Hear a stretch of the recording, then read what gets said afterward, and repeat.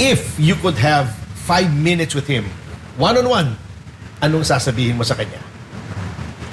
Ako, siyempre, ang unang kong sasabihin, Mr. President, ano ba yung direksyon mo gusto mangyari?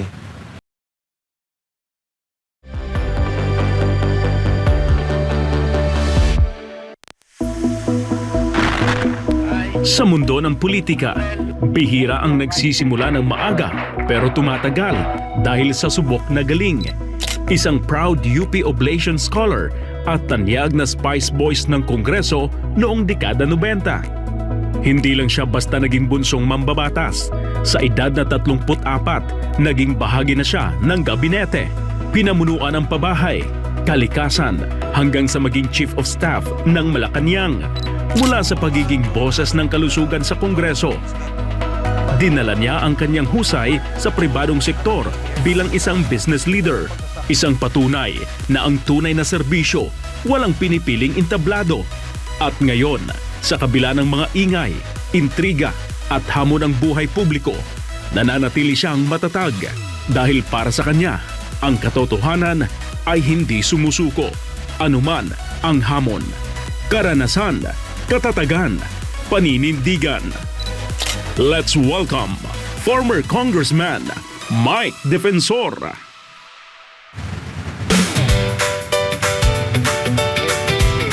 At nagbabalik po tayo dito sa Small Talk, of course, with our special guest for this week, Secretary Congressman Mike Defensor. Yan. Welcome to the show.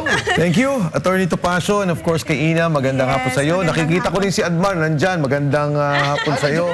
Nandyan.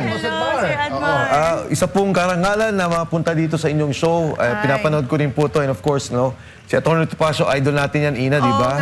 And natutuwa ako dahil sa pagkakataon nandito ako, higit sa lahat, alam mo, minsan lang ako, attorney, maimbita na mas matangkad ako sa mga host na nag-interview sa akin. Grabe yan, no? Pang small talk naman talaga ako. Yes, small talk. Pang small talk.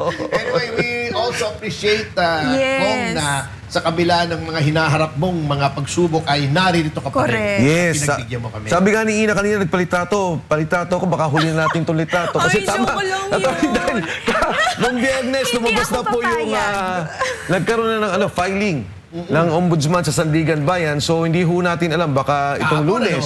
Kahapon, Attorney Topacio. So si Attorney Topacio, I called him up. Alam mo naman, naghumingi ako ng legal advice dyan parati. And baka Lunes no? Hindi ho natin Attorney Topacio, baka lumabas na yung warrant of arrest. May 10 days ang korte Okay. to determine independently yung probable cause. Not more than 10 days. But kung makapal yung ina-forward sa kanila ng ombudsman, ay baka magtagal pa sila bago pag-aralan ito. Okay. So basta nandiyan ka lang, Attorney Topacio, ha? Anyway, Si Ina kasi, Sorry, no? Let me shoot the first question, katulad ng sabi dun sa AVP, partner. You were one of the youngest, if not the youngest elected official at that time, nung Yes. nanalo ka sa House of Representatives. Yes. So, syempre, bagong halal, bagong pwesto. Anong unang-unang naging impression mo noong nandun ka na and you were discharging your duties as congressman? Actually, Attorney Topacio, na-elect kasi ako ng councilor at the age of 22. Before you became Yes, congressman. by accident because the local government code na-approve yan by 1991. Yung yung highly urbanized cities, 23 years old yung supposed requirement. Ako naman, fresh from sa NUSP, sa UP, so aktivista tayo. Sabi nga, sige, tumakbo ka para kung ano yung mga sinisigaw mo, gawin mo sa konseho. So nandun kami sa konseho at tinutukan namin yung mga... Ako, pangunahin, tinutok ko talaga yung pabahay. Kasi maraming lupa ang Quezon City, marami doon mga squatters sa area. Nasabi namin, teka lang, i-award na natin to para talaga magkaroon na ng permanent na mga lupa at yung pabahay. Itong mga kasamahan namin sa 3rd District ng Quezon City.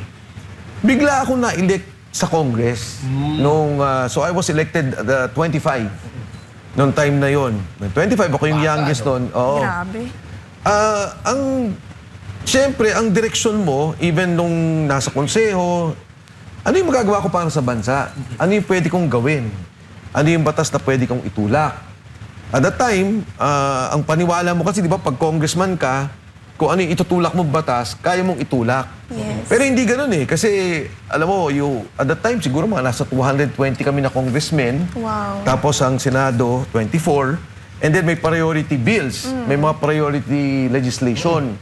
So nakita ko rin yung sarili ko na, okay, magtutulak pa rin ako ng batas, and one of which yung Quirino Memorial Medical Center.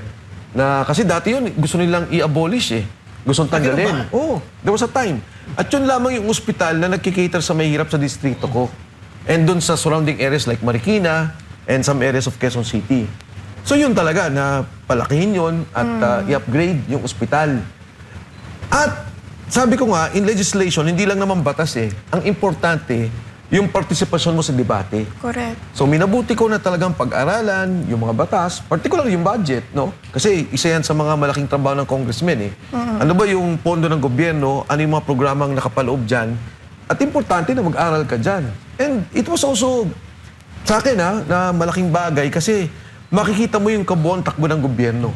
Ano yung mga dapat gawin. At katulad ngayon, nakikita natin yung problema sa flood control scandal, Ayun, no? unallocated funds. Kitang-kita mo na eh. Alam mo kung ano yung nangyari. Correct. Sir Mike, nabanggit niyo po na kayo po ay nagtutulak ng batas sa Kongreso. Does that make you a pusher? Joke lang. Talaga, Ina.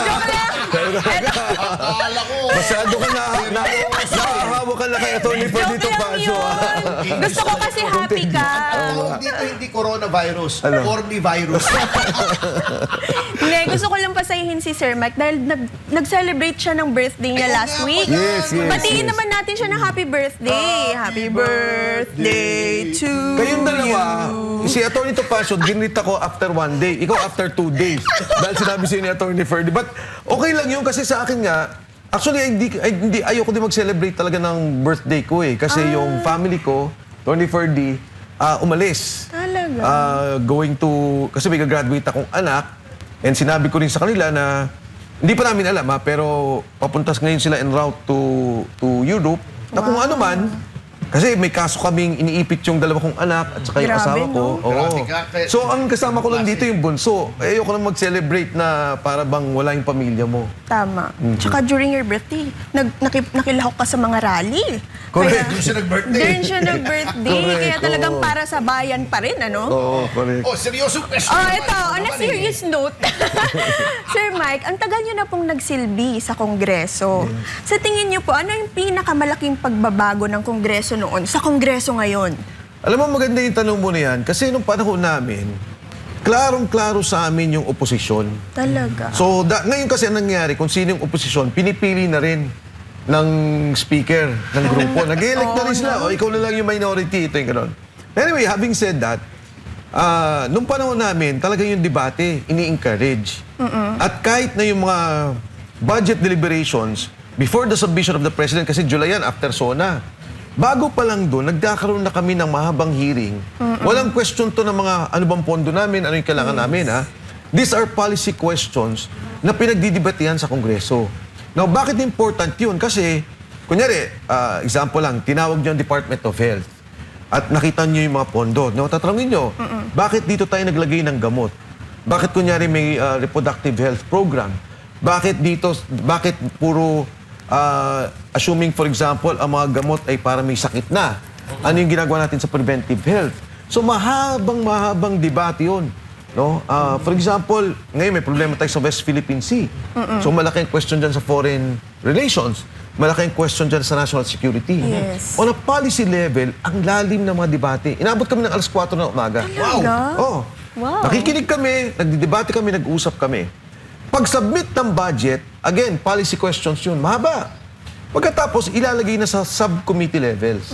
Sa subcommittee, pwede ka na mag-push. Kunyari, ako, ang advocacy ko parate, yung hospital sa district ko. Wow. Diba, sinasabi ko, bakit ganito yung ibang hospital, yung hospital ko ganito. That's number 1. So, very encouraging yung lahat ng debate. From the plenary side to the committee side. Bakit importante yun? Because you are developing leaders of the future. Yes. Number 1. At gusto mo, yung leaders mo, current leaders mo, understand yung policy-making process. Understand the laws. understand ano ba yung polisiya talaga natin. Yes. Kunyari, tayo ngayon, pag tinanong mo sa Kongreso, do we really understand, let's say, our relationship with China in the US? Yes. Ano ba ang trade relations natin sa kanila? Yung ating pakikipagnegosyo, magkano ba investment nila sa tourism? Ito yung mga bagay, di ba, na dapat naintindihan natin. Yes. Ngayon, for policymakers, ang pangalawa niyan, nung panahon namin kasi, and ito binabatikos na to nung araw, ang budget namin was 70 million per district. 70 million. So 30 million, sasabihin nyo, soft. Ito yung mga ospital. Yes. So maglalagay ako sa Quirino, maglalagay ako sa East Avenue, maglalagay ako sa Heart Center, maglalagay ako sa Children's Hospital, which is all in my, more or less, Quezon City. Yung 40 million, kasi ang konsepto mo sa national budgeting, maraming ginagawa ang national government. Let's say, kailangan niya ng flyover, kailangan niya ng major na tulay, kailangan niya ng riles, kailangan niya ng ganito. Yung mga problema ng district, baka hindi niya nakikita. Meaning to say, baka kailangan ng isang bridge para yung mga batang mahihirap, makatawid, makapunta doon sa eskwelahan nila. O kailangan ng additional gusali sa paaralan. O kailangan mo doon sa Quirino or sa isang health center mo ng additional infrastructure. But that is only 40 million. Alam mo ngayon, Tony T, sa Kongreso 2 billion per district. Wow. Grabe. Per district. Per district. Oh my God. Yun yung Livesty file na pinapakita. So anong ibig sabihin nito? If you are talking of about, assuming na natin, 250 district congressmen, immediately 500 billion pesos yun. Wow. Grabe. So ang leeway mo na lang is 300 billion. Oh. Ngayon, explain ko. Balik ako doon sa district ko. Noong araw, Sige po. hindi ko alam yung flyover ng Ateneo. Wala akong pakialam doon. Kasi nakita doon ng national government, kailangan ng flyover magmula C5 pababa ng Ateneo. Kailangan palakihin yung daan ng C5. Kasi yan yung dumugtong na sa E. Rodriguez. Yes. Akit sa Katipunan, dyan na yung district ko. Lagi ako dumadaan dyan. Palabas sa Balara, di ba? Attorney Topacio, tapos akit ulit, papunta ng Mindanao Avenue. Wala kaming alam doon, but that was the national program. Babalik ko sa nangyari ngayon. There were 6 official development assistance program. Panay, Guimaras Road, sa Iloilo area. Laguna Lake Road Network. From Rizal, going to Ortigas, palabas na Makati, Taguig. Yung Bataan, Cavite Road. Importante yan. Yes. Sa bayan mo. From Cavite, diretso ng Bataan, Attorney Topacio. Yung North Rail na magkoconnect ng Clark papunta ng dito sa ating airport. Parang GMA yung plano yun, di ba? Yung planong yun. Oh, in fact, in fairness, panahon pa ni President, I would think, President Era pa rin nagsimula. Oh, Era, Ramos pa rin nata, nandiyan na yan. Yung train magmula dito sa Manila, papuntang Bicol, yung long haul, south. At saka yung Metro Manila Subway. Yung Metro Manila Subway, sayang, 2028 tapos na to. Itong subway na to. Pero nung ginawa nila, kinuha nila yung pondo, counterpart natin sa mga proyektong to, ilalagay sa program. Grabe, no? At ang kapalit, yung pondong kinuha, ibinalik dito, nilagay sa flood control. Sa maleta. Sa maleta. So, yan yung pinapoint out ko na So hindi na magiging 2028 yung subway. 2032 na ang projection nila. Kasi Grabe. ang dahilan nila, yung boring machine daw mabagal. Kaya nga daw boring machine eh. So, boring machine ang tawag doon, di ba? Yung nagbubutas. So, Actually, ang talagang projection, even during the budget deliberations, 2028. Galing na to sa DOTR. Hindi na to matatapos. 2032 na. Kaya At ang penalty natin, dahil sa delay, is about 400 billion total. wow. Oh my gosh. Unbelievable. Yun ang hindi nalalaman ng tao. Oo. So, ang pinupunto ko dito, Tony, tanong nyo ulit sa pagdating ng district at saka national, nung panahon namin, Grabe. priority ang National Infrastructure Program. Yun. Di ba? Kung may mga district ka, and kailangan gawin, okay. But can you imagine in my district, naglagay ng 100 million sa St. Ignatius, naglagay ng 150 million ata sa Blue Ridge. Basta ganun eh. Maraming mga kalye, ganito. Sayang, sana itong mga pondong to binigay sa magsasaka, Yes. sa mga irrigation programs. Kasi, mayayamang lugar yun. At hindi naman ganun kasama ang kalye. Oo. At tingin ko, kung sakaling ayusin, hindi ganun kailangan pondo ang kailangan. Oo. Eh wala eh. Kanya-kanya na nga ano eh. KKK eh. Kanya-kanyang kurakot. Anyway, nadako tayo kung sa inyong legislative work. Pero after that, kayo ay naging Malacanang Chief Malacanang. of Staff, ano? Yes. DNR pa yata. Nauna ako, Attorney Topacio, ng Housing Secretary. Ayun, Oo. oo. Housing And then, Secretary. Chief of Staff ba? O... Housing Secretary, DNR, hindi man ako umabot ng isang taon, tapos Chief of Staff na. Oo, pero all of those are cabinet rank, di ba? Yes, Oo. opo. Para sa inyo, anong preference nyo? Executive o legislative? Well, alam mo naman, Attorney Topacio, no, yung legislative, maganda rin yan. Yung pagbabasa mo, pagdidebate ninyo. Pero yung actual action, management ng mga ahensya, management ng tao, nasa executive talaga. Maganda sa executive kung talagang nakapush kayo, no, kung ano yung mga gagawin, talagang magagawa. Kasi policy making naman ng Kongreso at Senado yes. So in the case ng housing, sabi nun ni GMA, kailangan pala kasi natin yung housing. Kasi ang model niya, gawin natin katulad ng Singapore. Parang ekonomiya. Yes. Tumutulong. Kasi there are about 24 related na mga activities to housing. 24 related products. Semento, yung lupa, pintura, gumagalaw, trabaho, lahat na to. May activities na gumagalaw. So, nung nakita kasi niya na very active ako sa Congress at saka sa being councilor sa housing, sabi niya, itulak mo tong housing. Alam mo, ang una namin ginawa nun at baka hindi na to na-realize ng mga tao, kami yung nag-increase ng pautang sa pag-ibig. Ooh. Kasi dati noon, ang ginagawa nila sa pag-ibig, maximum 500,000. 500,000 pesos. Sabi ko, bakit ganun? Hindi ba ang pag-ibig membership fund? Kung Yes. magkano yung contribution mo, pwede kang umutang. Yes. At kung gusto natin ng housing activity, palakasin natin at pautangin natin yung mga tao. So this was increased. Ngayon ata, umabot na ng 6 million. Ang pwedeng iutang ng bulk Malaki na member. yun, ha? Maganda na yun. Magandang kondo na yun. Hindi na socialized housing yun. Can be 10 million pa ata sa ngayon. Kasi nga, member ka naman eh. Yes. So you're paying for the loan, kaya mo magbayad, 25 years, tapos at the time, 6%. So yun yung mga ilan sa reforms na immediately, nag-click ka agad kasi yung mga tao nakabili ka agad ng condominium. Dati wala ka naman mabibili 500,000 na condominium eh. So immediately nun, in-increase namin to, at that time, kung di ako nagkakamali, 2 million ata kaagad or 3 million. At ngayon patuloy na nag-i-increase na siyang nagtulak din sa maraming pabahay sa ating bansa. At maraming nabigyan ng tulong. Galing ano? Sa dalawang posisyon pong hinawakan nyo, Sir Mike, bilang congressman at miyembro ng gabinete, saan nyo po mas natutunan ang tunay na kahalagan ng pamumuno or ng leadership? Okay. Sa Kongreso kasi, di ba sabi nga sa akin nung at that time, yung aking ninong, si Secretary Jun Factoran. Sabi ko nakaka-frustrate minsan, mas magandang tumulong ng direkta sa tao. Kasi di ba pag nasa gobyerno ka, masyado yung politika. Sabi niya, huwag mong pasinin yung politika, very critical yung gagawin mo. Because a little, yung difference na magagawa mo, malaking epekto sa buhay ng tao. Noong panahon ko sa Kongreso, in fact, yung napasang batas na yung dangerous drugs law, nauna ako dyan eh.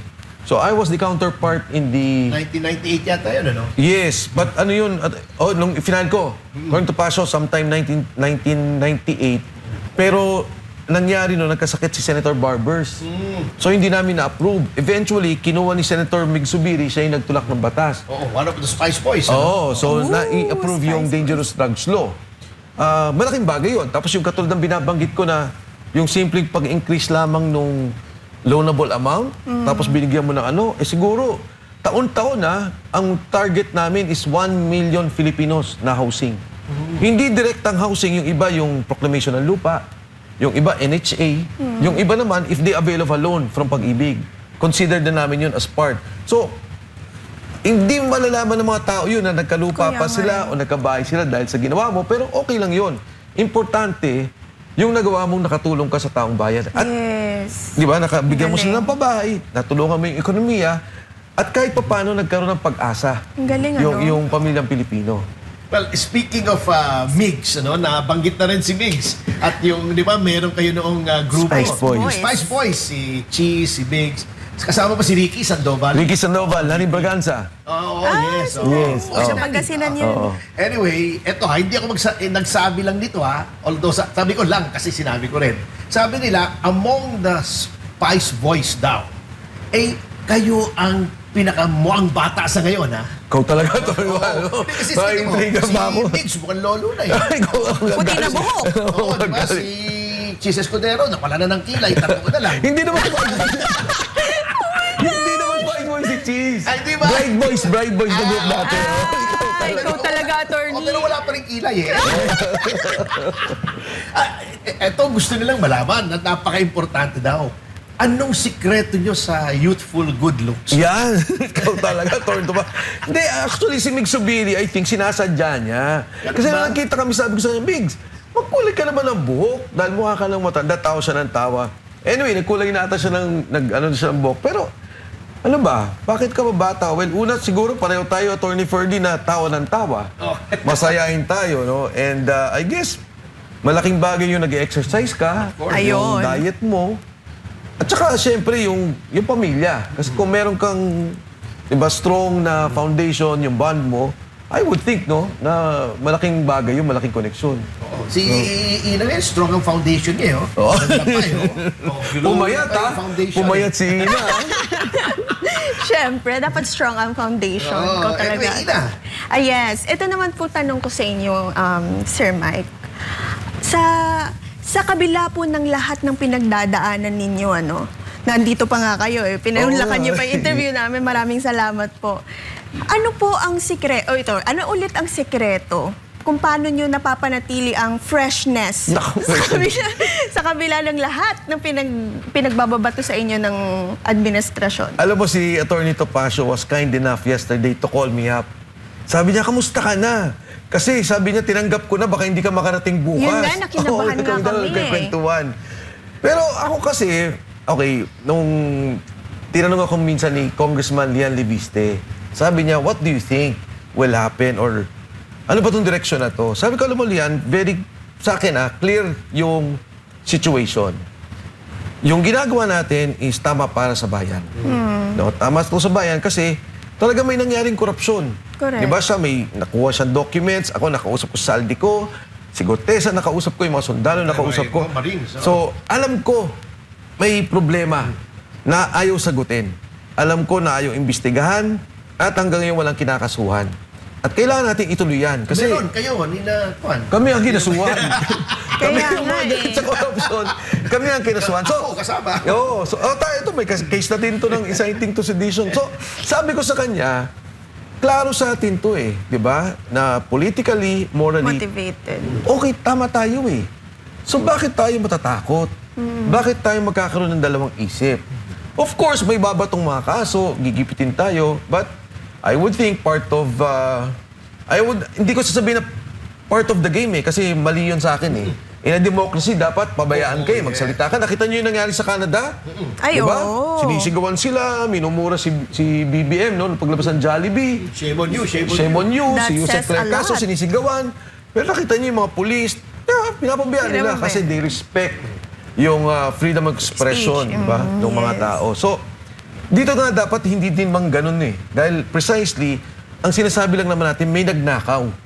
At kailangan natin panagutin. Yun naman ang panawagan ng lahat eh. Oh. Yes. Pangalawa, Attorney Ferdy, di ba, yung pera, 1.5 trillion, wala man na isole. Magkano lang ba yung pinag-usapan nilang na isole? Mas mauna pa kayong ikukulong Kaya kaysa sa nga. mga nagnakaw, Oh, biro mo, Secretary Bonoan, Correct. absuelto sa kaso. Grabe. Siya yung head ng agency ng DPWH na siyang naging simula o ugat ng flood control scandal. So siya absuelto, ako may kaso. Grabe. Pero tingin ko mas nakakatulog ako. Because in my conscience, in iba my heart, yun. in my mind, alam kong tama yung pinaglalaban at alam kong tama yung ginagawa natin. Correct. Grabe. Alam nyo, sumulat ako formally sa DOJ, Okay. Tinanong ko, yung sa sinasabi yung restitution ng mga state witnesses, magkanong naibalik, I invoke the Freedom of Information Executive Order. Yes. Sumagot sa akin, 795 million pa lang. Out of all the state witnesses, sinabi. Actual cash. Actual cash. Okay. Oo. So, yun ang, hindi, wala sila sinabing cash. Sabi nila, yun ang isosoling value ng mga... Or ninakaw. maybe commitment. Baka. Hindi. Yung actual daw na narimit nila sa National Treasury, 795 million lang. 1.5 trillion. Trillion, ang layo. Ang layo. Ito, wala pa 1 billion. Bigyan ko kayo ng example, Tony Ferdy, Ina. Yung pumasok na flood control budget from 2022 to 2025 kay Henry Alcantara was about 30 billion. Grabe. 30 billion. Okay. So, i-assume na lang natin 10%. But hindi yung 10% kasi nga ghost project eh. Oo. Di ba? At sari- 100 yun. Oo. Pero i-assume na lang natin 10%. That's already 3 billion pesos. Ang sinuli lang ni Alcantara is 180 million pesos. Grabe. Mag-state witness na siya. State witness Absuelto na. Absuelto na. Grabe. Ibang klase talaga. Ibang klase talaga. Anyway, at nabanggit na rin natin yan, yung mga pagsubok na hinaharap ninyo. How do you want to be remembered? Bata pa naman kayo, ha? Wala nang insinuate dito, Pero, yung mga susunod na generation, kahit nandiyan pa naman kayo. Oo. Kasi may mga katulad naman ni Alcusi na buhay pa, mukhang alamat na. Uy, attorney. Anyway, how would you like to be remembered? How would you like future generations to remember remember na pag sinabing Mike Defensor. Anong gusto niyo unang pumasok? Alam mo, Tony Ferdy, kanina sabi ni Ina, pa-selfie naman bago ka makulong. Ikaw naman, paano ko maalala? Parang buhay pa ako, pinapakay mo na ako. Pero, tama ka. Tama yung question mo, Tony Ferdy. Oo. Kasi lahat ng nangyari ngayon, it's not about now. Hindi yun ibig sabihin sa ngayon. Tinitingnan mo yung judgment of history. And more importantly, yung judgment ng mga apo mo. Judgment ng anak mo. Ano ba itong ginawa mo nung panahon natin? Nung panahon na may ganitong korupsyon, may ganitong anomalya. Nasaan ka ba? And that is what I want to be remembered by. Na alam ng mga anak ko, alam ng mga apo ko, alam ng mga anak na magiging apo ko, na lumabang ka ng mga panahon ngayon. No, alam mo, inisip ko rin minsan and it's not to compare myself to Ninoy Aquino, hindi ko naman sinasabi yun. Pero inisip ko, paano kaya nung panahon niya, di ba? Dahil si President Marcos, very popular. Yes. Supported ng church, supported ng media. Parang ang hirap ng sitwasyon niya. Oo, yeah. Ngayon nga, unpopular na tong presidente. Di ba? Negative 13 na. At the time, at the start of the term of President Marcos, popular. Oh, yes. But Ninoy Aquino knew na mali yung martial law. That it was an attack on democracy. Lumaban siya. But eventually, later on in history, hindi nga siya naging presidente. Pero naging bayani ng ating bansa. Ayun. Yung kanyang asawa, itinanghal na para bang naging ina ng demokrasya. And then later on, the son became president. Kaya No? kamote yung anak. si Noynoy Aquino. Pero kung buhay yun, kung buhay si Noynoy Aquino, kung buhay si Joker Arroyo, una yung magwawala sa nangyaring nakawan sa ngayon. Definitely, kung nandun yung dalawang To be yan. fair, to Noynoy. Oo. And then si Joker nga, alam nyo naman, nung panahon na nasa Congress, kami parating magkasama I would think, kung si Joker ngayon, siguro nga nagalit sa akin yun kung yung nalaman niya nag-BBM ako the last elections, baka nagtampo siya Hindi naman niya totally siguro magagalit sa akin. But, with what is happening now, and the corruption we're seeing, sigurado ko, magwawala si Joker Arroyo, magwawala si Noynoy Aquino. Ano kaya reaction ni Noynoy Aquino, no? Na nakikita niya yung mga kakampings ngayon na talagang pinagtatanggol pa itong administrasyon na to, no?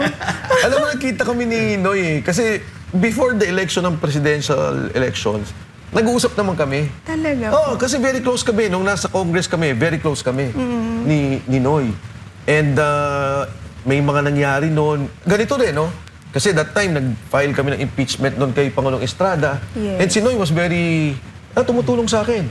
Mas senior ako sa kanya. First term siya. Eventually, parati kami nagkikita. Kami nila Cheese, Escudero. Kakaibigan kami niya, no? Naging senador siya. Then eventually, naging presidente. So during the last part of his presidency, nagkakantuan din kami. Kita kami, tapos hindi ko alam na yun na yung huli naming pagkikita. May tinanong pa nga siya sa akin Sabi niya, Mike, sino yung atong sekretarya mo daw or sa staff mo, babae, maganda? Iisip ko sino kaya yun. Baka nagsabi lang na staff ako ni Mike or siguro may isang negosyo na malayo naman talaga ako but nasabi na kasamahan ko si Mike. Pero nung nagkakaroon na siya ng dialysis, nabanggit sa akin na ayaw na niya. Kasi sabi niya, yung dialysis daw, itulong na lang sa mahirap. And nalungkot din ako sana na dalaw ko siya or nakausap ko siya before he died. Ayan. So, huwag po kayong aalis dahil marami pa po tayong kwentuhan. Aabangan kasama ang ating panauhin ngayon na walang iba kundi ang idol nating lahat, Kong Mike Defensor. Manatiling nakatutok, Small Talk will be right back after the break.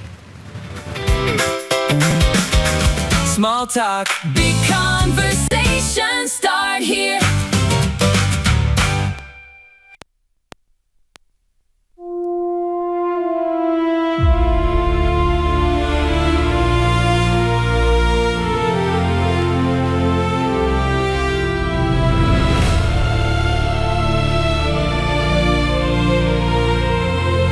sa bawat araw, sa bawat sandali. Kami ay SMNI. Ang aming uniforme ay hindi lamang tela. Ito'y sagisag ng aming paninindigan.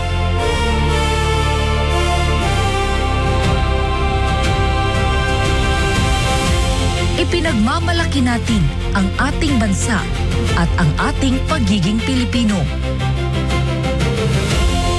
Pinagsama ng nagkakaisang layunin, ating isinusulong ang revolusyon sa media.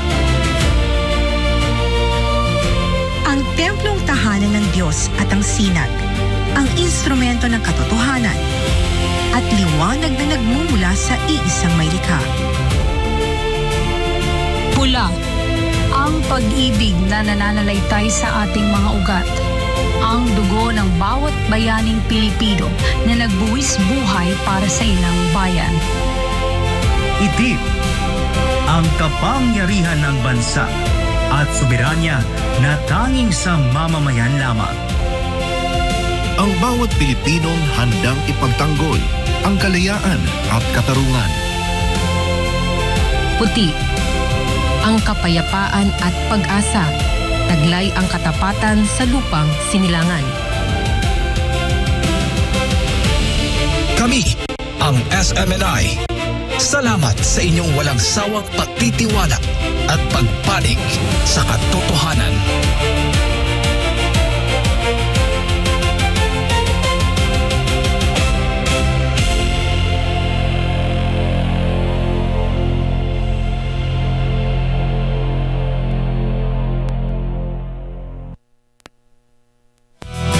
Small talk, big conversation, start here.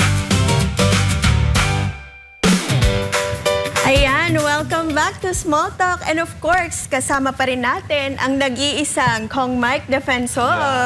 Ayan. Of course. Grabe, no? Napaka-init ng usapan natin. dito. No? Ang dami nating natutunan. Ngayon naman, magtungo naman tayo sa kanyang love life at kanyang personal life. Alam naman po, lingid sa kaalaman ng ating mga kababayan, ang wife ni Kong Mike Defensor ay napakaganda, no? Ako, thank you. Hello po, Miss Julie. Shoutout Hindi sa na inyo. maganda. Ang sarap pa magluto. Ang sarap pa grabe. magluto. As in, Hindi over. totoo yan, Tito Pasio, binola ka lang nun. Kasi sabi niya, pinagluto ko to. Oo. O, hindi totoo yun. Hindi ba totoo yun? Grabe ko naman. Pinabili na yun, ininit na lang. Ay. So, pero feeling ko naman, sa tagal po ng relasyon ninyo, napagluto naman po kayo ni Miss Julie. Isang beses. Ano po yun? Isang Ano beses. po yun? Actually, tingin ko, ako din nagkamali. Siguro na-trauma siya. Kasi bata pa siya noon. Sabi niya, uwi ka dito, pagluluto kita. Tapos, fried chicken. Pero fried lang naman. Pag-cut ko, ano pa? Sabi ko, May dugo-dugo Oo. pa. Sabi ko, ang sarap naman ito, dinuguan. So parang umiyak siya noon, umiyak siya. From there, na-trauma na. Pero I was just joking. Pero hindi, okay.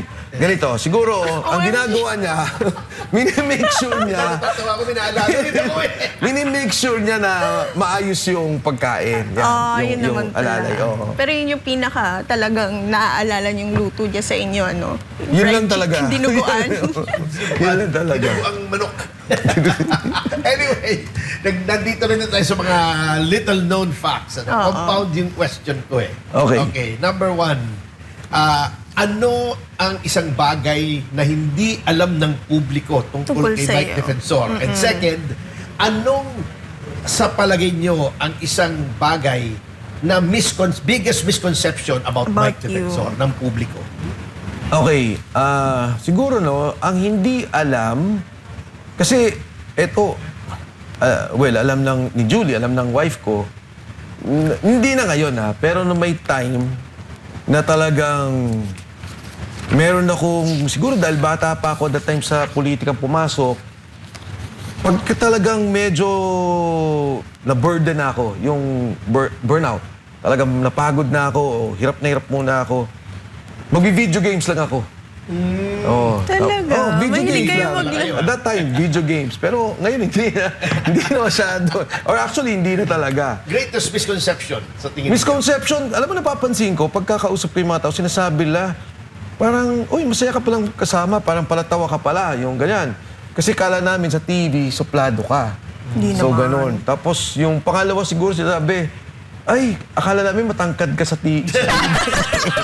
I get that a lot.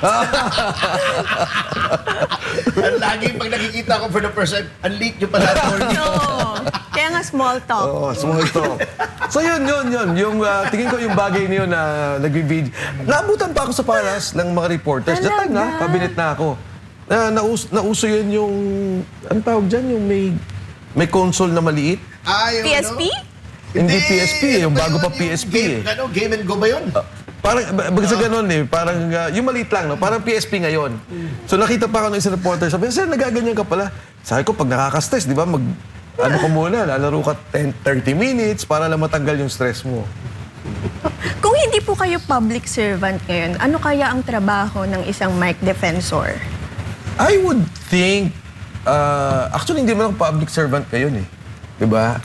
Private sector talaga, kasi at some point, kasi bata nga ako nagsimula, at a certain time, nung nasa kabinete, nawala na ako sa kabinete, si President GMA was asking me, balik ka sa gobyerno.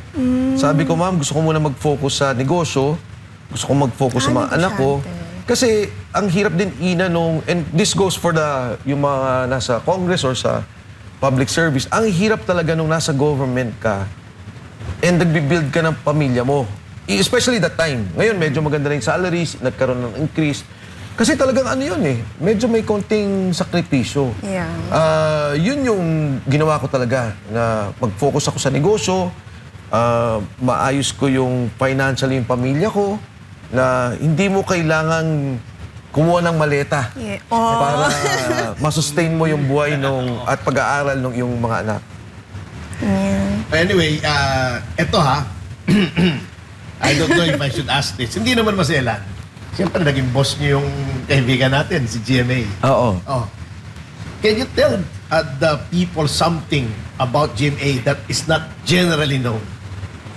Not generally known. Okay. Well, una, si GMA talaga, pag nagalit, kasi di ba ang perception parang nanggagalit siya, ganun. Actually, hindi siya nagagalit.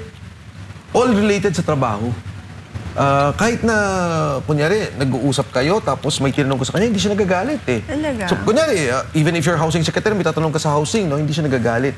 Ang ayaw niya, pagka may trabaho na dapat tapusin, for example, sabi niya, ayusin niyo yung permitting ng mga tao. Kunyari, mag-loan ka. Dati kasi ang requirement para makapag-loan, if I'm not mistaken, mga 21 documents. Dami. Oh. Grabe. So, galit na galit si GMA doon. So, doon siya sumisigaw na talagang, fix this, we have to do this, blah, blah, blah. Pero hindi siya galit sa'yo. Mo yata yung Oo, ganyan. Ikaw ata attorney eh. Tapos, napapansin ko, parang ngayon may mga video ko nakita nagpa-viral, yung nakangiti siya tapos biglang wala. Oo. Yung, di ba, minsan yung nakangiti siya tapos biglang wala. Actually, noon pa siya ganun. Noon pa siya ganun. Nakaya niya na galit siya. Eto ako, baliktad naman ha. Galit siya, and then bigla siya nakangiti. So, si ma'am, may pagkaganon siya yung... Kaya niya, ina-snap. Di ba, kunyari galit tayo, ang hirap natin immediately mag-recover. Oo. Si Jemmy hindi. Oh, I guess siguro dahil nga yung galit naman niya was never personal. You know, hindi naman ganun. Kaya pwede siya nagagalit. Ngayon, hindi na. Ito, trabaho. Tapos nakita siya, kumusta na, Attorney Ferdy? Ganun na, parang ganyan. Parang hindi ganyan yung tono. Hindi. Pag kay Sir Mike, paano? Hi, Mike. What happened to this? Ito naman. Ano ba yan? Lagot ka! Lagot ka!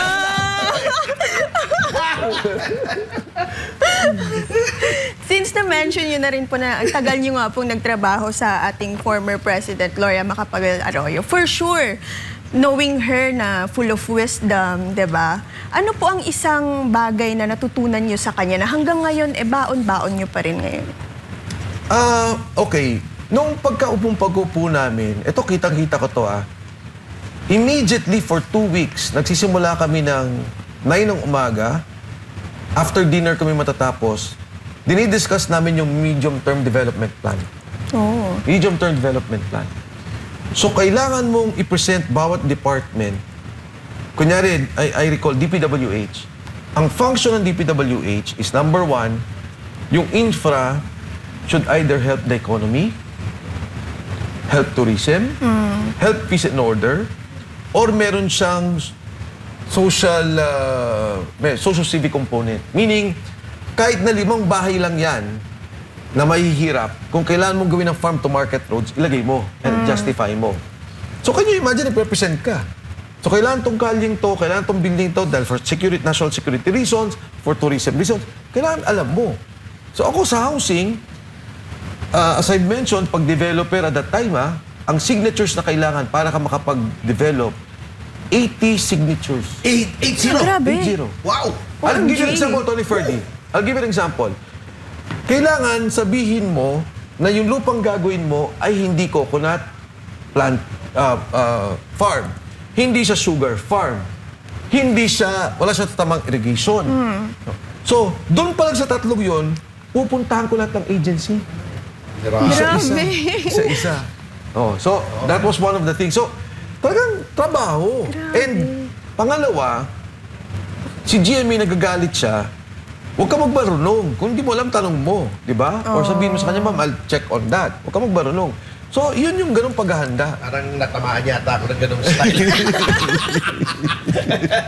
So, yun yung isang sa kanya, yung preparation sa kanya. Yung sense of duty niya, Yes. nare-recall ko nun, sabi ng mga PSG at that time, hirap na sila kay President Ferdinand Ramos. Fidel Ramos. Kasi ang sipag. No? Mas nahirapan pa sila kay GMA. Oo. Even up to now naman. Even up to now. Nakikita ko Sobrang yun. hard work. Talagang dire-diretso. Anyway, going from one president to another. Yes. Dito naman sa incumbent natin. If you could have 5 minutes with him, one-on-one, anong sasabihin mo sa kanya? Ako, syempre, ang unang kong sasabihin, Mr. President, ano ba yung direksyon mo gusto mangyari? Because if you want to perpetuate yourself in power, or i-perpetuate mo yung kagrupo mo in power, that will not happen. Without elections, that will not happen. Para matahimik na yung ating bansa, kung sino man yung mastermind, kung hindi ikaw, no? At sinasabi mo kunyari hindi ikaw, ipakulong mo na. Tatahimik ang bansa. Yes. Pangalawa, si President Duterte, alam kong ICC siya, but you have to help in some ways na makabalik siya ng Pilipinas. Oh. Yan, tatahimik ang bansa. Kasi ang hirap nung yung dating Pangulo, inilagay mo doon, ang daming galit, ang daming nasasaktan. Ang hirap na yung anak niya, in-impeach mo. So natutuloy yung laban. Tuloy-tuloy ang bakbakan. Ang hirap na yung corruption issue na ikaw din ang nagsimula, na nagsabi, wala kang pinapakulong. So ito yung sitwasyon ng bansa natin. How can we move on? How can we work together if you have all these things na para bang nakabalot doon sa bansa? Na, if you recall, di ba, si President Duterte sabi niya, ikulong na natin si President Ferdinand Marcos Sr. Ilibing si President Ferdinand Marcos Sr. Para makamove on na, di ba? Move on na. Tapos na tayo. Dati siyang presidente, whatever judgment you have of him, Tama. ilibing na natin siya. So yun tapos na, move on tayo. Correct. So again, ito yung mga balakid na nangyayari sa ating bansa. So hindi ko maintindihan paano matatahimik or how do they expect to keep everything calm, quiet, peaceful in the next 2 years kung ganitong patuloy na may mga problema. Diba? I mean, kunyari, ikaw, yung father mo, hindi lang ikinulong. Okay lang kung dito kinulong Dahil GMA kinulong dito. ERAP kinulong dito. Pero inilabas mo sa isang bansa, sa ibang bansa, subject sa batas ng ibang bansa, yan ay hindi lang question ng tao. Question niya ng soberenya ng ating bansa. Tama. O, di ba? Tapos ikaw ngayon, ini-impeach kita. Di syempre, supporters mo nagwawala, nagagalit. Tapos sinabi, may trilyon na korupsyon. Alam nila, nakikita nila. Alam mo, tinanong sa akin ano bang epekto nito sa ating lahat? O, ano bang epekto nito? Sa lahat po ng nasa hospital na ang nangyayari sa inyo, ayaw kayong bigyan ng guarantee letter. Mamamatay yung inyong kapamilya. Yan po ay dahil sa pondo ng PhilHealth. Yan, problema yan. Correct. Yung mga gumigising ng alas 4 ng umaga para pumasok ng alas 8 ng umaga. Dahil kailangan nila magtrabaho. Yan dahil dun sa punto sa subway. Kung tapos yan, walang traffic. Kung tapos yan, makakapunta sa trabaho yung mga tao. Correct. Yung sinasabi po ngayon, mataas ang presyo ng bilihin. Kung inilagay mo yung irigasyon ng tama at hindi ghost project, may sapat na irigasyon ng mga tao. Yan, epekto ng korupsyon.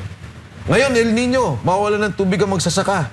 Mawawalan ng tubig sa atin, yung mga umiinom sa bahay. Kung yung pondong yan ginamit para gawin yung dam, and we're talking of trillions of pesos, hindi aabot ng trilyon ang isang dam. Baka hindi pa umabot ng 50 billion pesos yun eh. Oh, yan ay dahil sa korupsyon. So lahat ng mga bagay na to dugtong-dugtong. At kung yung ina mo, ama mo, kamag-anakan mo, pinsan mo, ay nagiging OFW. Dahil kailangan na magtrabaho, dahil masama ekonomiya dito, yan ay dahil sa korupsyon. Yan po ang hindi naiintindihan ng nakararami, no? Lalo na yung mga taong nagsasabi na perwisyo daw yung mga nagrarally. Hindi nila alam yung galit ng tao eh, di ba, Sir Mike? Alam mo, ano po masasabi niyo hindi dito? ako naniniwala doon sa sinasabi nila may dumalabas na perwisyo. Tandaan nyo ang presidente sa Mindanao is negative 40. Ooh. In Visayas, it's negative 27. Damn. In Metro Manila, it's negative 31. Can you imagine, Metro Manila? Tinalo na ng Metro Manila ang Visayas. Grabe. So yung mga nagsasabi, kung minsan pagpansinin mo, pagka may nag-react sa page ninyo o may nag-comment sa inyo, buksan ninyo, troll. Oo. Buksan ninyo, troll. So, pinipilit nila na ayusin yung pag-iisip natin, yung pananaw natin, pero in the end, pag tinanong mo yung actual na tao, ako pag nakipag-usap ako, kunyari, may kausap lang ako 3 weeks ago. Ano lang, nagtatrabaho lang. Sabi ko, anong tingin mo dito sa impeachment? Eh sir, yung flood control nga, ayaw nilang ano yun, ito importante, trilyon-trilyon eh. Correct. Ganyan sinasabi. May isang gwardiya, kinausap ako. Sir, hindi na naniniwala kami sa mainstream media kasi binabaluktot nila yung mga nangyayari. So people are aware. Ang Pilipino aware kung ano nangyayari. And pasalamat na sa social media dahil may mga nagsasalita. No, nakikita natin yung katotohanan, nakikita natin yung opinion ng bawat isa. Kaya hindi ako basta naniniwala pag sinabing ito yung reaksyon, ito yung sinabi. Kasi in the end, yung totoong mga survey at pag yan ay lumabas, makikita mo kung ano talagang sentimento ng taong bayan. Yes. So, Kong, having said that, do you see the Philippines in the foreseeable future becoming a failed state? Yes. Yes. I think, di ba ang definition ng failed state pag yung institutions ay talagang wala na, hindi na gumagana. Pero I would have a deeper definition of it pagka yung mga tao nawawalan na ng pag-asa. Diba? Pag nawalan ng kumpiyansa sa gobyerno. It starts with the poorest of the poor, nawawalan na ng kumpiyansa, humihina na loob, wala na silang nakikitang kinabukasan. Sumusunod na yung mga negosyante, yan na, hindi na gumagalaw. Wala nang CapEx ang mga, kahit yung mga Ayala, yung mga malalaking developers, ayaw na mag-capital expenditures. Yun na nga. Oo, puro conservation na lang ng resources. Correct. So, ito yung nangyari sa ngayon. Ayoko mangyari yung failed state na as you would define it, na talagang kagulo na tayo. Wala nang central authority. Wala nang central authority. Nakakatakot yun. Wala nang hustisya, wala nang korte, yung talagang to each his own. Civil war na yung nangyari. Yun ang sanang huwag nating abutin. Huwag naman sana. Huwag naman sana. Sir Mike, sa punto po ng buhay nyo ngayon, anong mas mahalaga sa inyo? Peace of mind or success? Okay. Sa akin kasi, medyo okay na yung pananaw ko na, yung kalagayan ko na yung mga anak ko. Oh. Kasi graduate na sila. Ay, congratulations diba? May mga, po. isa na lang natitira. May abogado na siya. Oo. Married to another lawyer, yes. So, eto nga, actually, Ina, for the longest time, and I think si Atty. Topacio witness to this dahil sila Atty. Topacio, nauna pa sa akin na nauna pa kayo nagsasalita. Ako, I started with Gutesa. Nagsimula lang ako magsalita nung lumabas Sergeant Gutesa. Kasi nga, nung nagkwento Sergeant Gutesa sa akin, sabi niya, Sir, may isa pong beses, nag-deliver yung isang congressman, 50 maletas. Grabe na ang laman ay 50 million. Sabi ko, ha? Ganon? O, sir. Tapos, dinala po namin nga from Valle Verde, dinala namin sa bahay ni Saldico sa Horizon. Wala sa Horizon, nag-deliver po kami sa bahay ni Speaker Martin Romualdez. So, parang nagugulat talaga ako. At sabi niya, 3 times a week ang delivery. Sabi ko, ba't alam mo? Kasi may group chat sila. And then later on, Grabe, ano? nagsalita, Casual, ano? nagsalita si Saldico. At yun na nga, nagsalita na siya. Corroborated, kung ano na sinabi niya. Sa known evidence, corroborative evidence. Sabi ko, wow, talagang ibang klase na to. Pagkatapos lumabas pa yung 18 Marines. Diba? At kung maririnig mo yung kwento, kasi iba talaga attorney yung, di ba, personal knowledge eh. Ay, alam mo sir, grabe, pag binubuhat namin, o paano yung sinasakay sa aeroplano? Hindi sir, kaya ng aeroplano yan. Hanggang ganitong ilang bilang ng maleta. So, makikita mo talaga yung pagkaalam nila doon sa korupsyon. At nakita ko yung pagkakataon na, hindi na pwede to. Alam mo, madalas nagsasabi yung mga kaibigan ko, Mike, ba't di ka nagsasalita? Alam mo sinasabi ko, Tony Ferdy, ba't ako magsasalita? Ang daming kasama ni Pangulong Duterte sa Kongreso nung panahon namin. Ang dami niyang kasama sa Senado. Ang dami rin niyang kasama sa kabinete. So, ang thinking ko, sila yung first in line, sila yung unang panlaban, kumbaga. Nung napansin ko, tahimik yung mga tao, wala nang nagsasalita. Si Atty. Ferdinand lang narinig kong maingay. At saka si Ina Sampang. Kaya nga sabi ko, teka lang, kailangan natin magsalita. Because if not, parang isipin ng mga nagnakaw, pwede pala to. Diba? Pag nagnakaw ako, katulad ni Henry Alcantara, iniisip niya, nagnakaw ako, assuming lang, 4 billion lang, o 4 billion, bayad lang pala ako ng 200 million, o 300 million, absuelto na ako. Diba? Absuelto na ako, tahimik na ako, may pera ako, billion-billion, pero yun, kawawa yung mga taong bayan, nalunod, nasira kabuhayan, walang nangyaring flood control, at yung perang dapat ginamit na makakatulong sa pangkalatang ekonomiya, walang nangyari. Dahil naging ghost project pala. Grabe. Kung yung attitude na yan, hindi common yan. Kasi sabi nyo nga ang daming ayaw magsalita. Sino bang, where do you get it from? Sino bang tao o mga tao na nag-influensya sa inyo na kapag may nakikita kang mali, it's not an option to keep quiet. You have to speak out. Nung bata ako noon, aktivista kami noon eh. So sa UP, pagbalik ko noon, nag-aaral ako sa Pamantasan ng Pilipinas, ang unang nakasama ko noon, in fact, nagkasama ko doon sa mismong kampanya ni Lian Alejandro.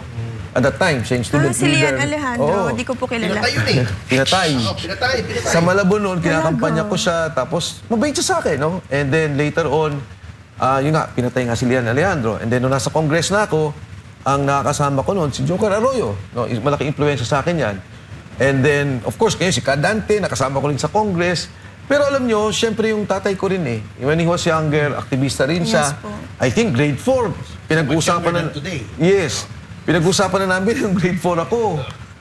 US military bases at the time. Talaga? Grade 4 Grade 4. Kasi kinikwento rin ng tatay ko yung implikasyon. Luksong tinik nun. Ako hindi pa ako ginagawa. Hindi, nun. actually, pinapaliwanag lang niya sa akin. So, nung nasa UP ako, naging Center for National Studies, tapos naging council ako, tapos yun na. Marami kang mga kausap na doon sa mga aktivismo. So, hindi, I don't think it's more on ideology sa ngayon na ito yung paniniwala mong ideolohiya, ito yung mga kailangan gawin. Pero, yung practical na nangyari, may nakawan. Kailangan natin sagutin. Yes. Diba? At ito, Atty. Topacio, kung ano man ang mangyari sa madarating na panahon, assuming magkaroon ng palitan ng pagkapangulo no, sa 2028, kailangan natin i-address ng Kongreso at Senado. Itong nagiging problema ng parang pondo, bilihan ng pondo. I mean, how do you now fix, is it just the structure? Struktura lang ba? O talagang may mga kailangan tayong gawin na para i-correct yung ganitong mga problema? Alam mo, iniisip ko lang, Tony Ferdy, South Korea natanggal ang presidente na impeach. Yes. Ang nakita lang doon, nilagaluhan yung asawa ng bag worth $2,500. It's a form of corruption na for them. Grabe, ano? Impeach na yon. Impeach agad, no? Eto, trillion, billion Oh ang my narinig God. natin. Diba? Diyos ko po. At patuloy pa rin yung nangyaring pagtatakip at walang kinakasuhan. Okay. Kay Ina! Ayan. Now, ang paborito mo. Ang rapid fire question. Fire question. For At Sir ikaw na Mike bahala dyan. Defensor. It's all yours. Parang Tito Boy. Okay. Sir Mike, coffee or tea? Coffee. Morning person or night owl? Night owl. Lakas ng loob or talino? Oh. Lakas ng loob? Yun. Kasi papasok naman talino eh. Later on eh. Yes. Prinsipyo or popularidad? Prinsipyo. Congress or Malacanang? None of the above. Parehong ayoko. History or political science? Gusto ko history eh. History major pala ako for that matter. Wow! Wow, okay. Anong mas gusto niyo po? Magbigay ng speech or makinig? Siyempre, mas gusto ko sana makinig. Pero siyempre, napapwersa ko magbigay ng speech eh. Pero mas maganda makinig. Good listener, wow. Pinakamahirap na salita, sorry or thank you? Sorry? Eto dyan yan, ha? Sorry seems to be the hardest word. Actually, mas magaling mag-thank you eh. Pero sorry, sabihin may kasalanan ka eh. Isang librong paulit-ulit niyong binabasa. Paulit-ulit kong binabasa. Alam mo, palati kong binabasa yung kay Robert Greene. Yung Power, 48 Laws of 48 Power. Laws of Power. Ako din. Oo. Isang Pilipinong leader na inahangaan ninyo ngayon. Sa ngayon, Sa ngayon. Marcoleta? Naks. Tapasio? Uy! Kung hindi kayo naging politiko, ano kaya ang propesyon ninyo? Kaya magiging profesyon ko. Kailangan profesyon talaga o hindi naman. Pwede ba negosyante? Kasi pare, hindi ka mo maniniwala pare eh. Uy! Alam niyo na guys ha, gusto magpare ni Sir Mike. Mas mahirap, mamuno o sumunod? Mamuno. Oo. Local government or national government? Alam mo kung bakit local ang mas maganda ngayon? Kasi ang gulo ng national eh. Totoo. That I would agree. I mean, look, basta Duterte, at least maganda yung kanyang liderato sa Davao, di ba? Correct. Outside of what's happening in national. Okay. Public office or private life? Of course, mas masarap yung buhay ng private life. Pero yung public office kasi serbisyo eh. Serbisyo. And kailangan yung mga kabataan, lalo ikaw, Yes. isipin nyo talaga yung public life. Tama. Magsilbi. Text o tawag? Tawag. Tawagan kita later. Hindi kita Joke lang. Isang pagkain na hindi ninyo kayang tanggihan. Tanggihan. Pagkain na hindi matanggihan. Ano ba? Yung dinuguan ni Mrs. Hindi. Kawa, sige, ina. Lagot ka. Joke lang, Miss Julie. I love you. Pistadyang? Oh, wow. Pinakahuling serye o pelikulang napanood ninyo? Alam mo yung The Chosen? Panood mo na ba yung attorney? Ang ganda. Oh, By panoorin Jesus mo na. Christ. The Chosen. Oh. Is Saka that on simple, Netflix? hindi siya seryoso. I mean, not in a sense na parang mabubore ka. Nasa Netflix po ba yan? Hindi, wala. Wala. Sayang. Ang kabataan ngayon ay blank. Ang kabataan ngayon ay nakalubog sa internet. Hindi naman. Ni lahat. Ang Pilipinas ay blank. Ang Pilipinas ngayon ay nakakaawa. Nakakaawa. Isang salita na gusto ninyong maalala kayo ng mga tao? Parang siguro nagserbisyo. Well, unfortunately, that's all the time we have. Oo nga. Kung Sayang, Mike, siguro pagka may time, Yes. Kaya pwede kayong magpaunlak ulit sa aming pangayaya, may time in the future o paglaya nyo. Yes. Anyway, kanina may naging kinilabutan ako nung sinasabi nyong parang nawawala na ng pag-asa ang mga kababayan natin. At Naluluha baka ka na maging ata, fails din attorney. tayo. Naluluha Oo. ka na. Pero to wrap up, can I request you to give your message sa ating mga kababayan para hindi naman sila mawalan ng pag-asa sa ating bansa? Well, una sa lahat, nagpapasalamat ako kay Attorney Topacio. Hindi lamang dito sa programa, pero sa patuloy mo na kasi tinatawagan ko siya pagka may mga humingi akong gabay na legal. So thank you for that, Attorney Topacio. Of course, kay Ina. Always welcome. Please continue to be there, to be active. No? Yes, Bilang kabataan, kailangan ka na kumilos at hikayatin mo rin yung ibang kabataan na kumilos. Sa ating po mga kababayan, kailangan po nating patuloy na magsalita. Patuloy na kumilos dahil hindi naman huto politika eh. Huwag po tayong mag-usap ng berde ka ba, pula ka ba, puti ka ba, dilaw ka ba. Wala akong ganon. Basta mag-focus lang tayo sa problema ng korupsyon. May dapat managot, may nangyari sa ating bansa na pagnanakaw, At kailangan po tayong sabay-sabay na kumilos para dito. Tama. At higit sa lahat, yung pondo may balik sa ating bansa. Kaya po sinabi kanina na yung kawalan ng pag-asa ng ating makabayan, kasi ito yung nararamdaman ng marami. Maraming. Pero sa gitna po ng dapat na masama loob natin, masakit yung ating loob at masama yung ating nakikita, dapat magbigay ito lalo sa atin nung init, no, apoy, para kumilos tayo once and for all. Tama. Na ma-address tong problema. Kasi ganun ho naman talaga eh. Talagang kailangan na sagutin natin itong mga problemang to upang maisayos natin yung mga bansa. Kanina binanggit ko yung iba't ibang problema na nagiging resulta ng korupsyon, nagiging resulta ng isang bansa. And ito ho ang mga problemang makikita natin pag hindi tayo gumalaw. Tama. Hindi tayo kumilos. Ako, sa akin, attorney, itabi na natin yung, kasi nung nagkaroon ng rally ng White Ribbon, nagkaroon ng rally ang We Are One, no? Ang mga kapatid sa iglesia. Tuwa ako eh. Wala kang narinig na politika doon, wala kang narinig na iboto si ganito o dito tayo kay ganyan. Ang sinabi doon, ang importante dito yung accountability. Correct. Ang importante dito, ilabas yung katotohanan. At ang importante dito, yung totoong hustisya. At hindi selective justice. Correct. At yung pa rin yung patuloy natin pinaglalaban sa ngayon.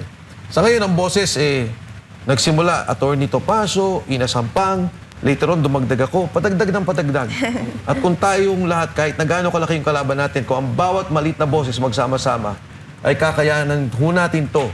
Mabago ang sitwasyon sa ngayon at mabago natin ang kinabukasan ng bawat pamilyang Pilipino. Iyak naman Okay, ako. thank you so much. Truly At inspiring. Hindi lang isang small token ang Thank you. aming appreciation. Small toke. Salamat po. Dapat malaman ng ating mga kababayan, hindi baling masama yung loob. Yung mga ibang house prosecutors, masama ang mukha eh. Anyway, at dyan nagtatapos ang isa na namang makabuluhang kwentuhan dito sa Small Talk. Thank you so much for spending your time with us today. Marami tayo na pag-usapan ngayon, pero hindi doon nagtatapos ang kwentuhan natin. Tandaan ninyo, ang mga malalaking pagbabago, nagsisimula lang yan sa mga simpleng usapan na tulad nito. No topic is too small when the conversation is real. This is Small Talk. See you next episode. Bye-bye again. Bye-bye again.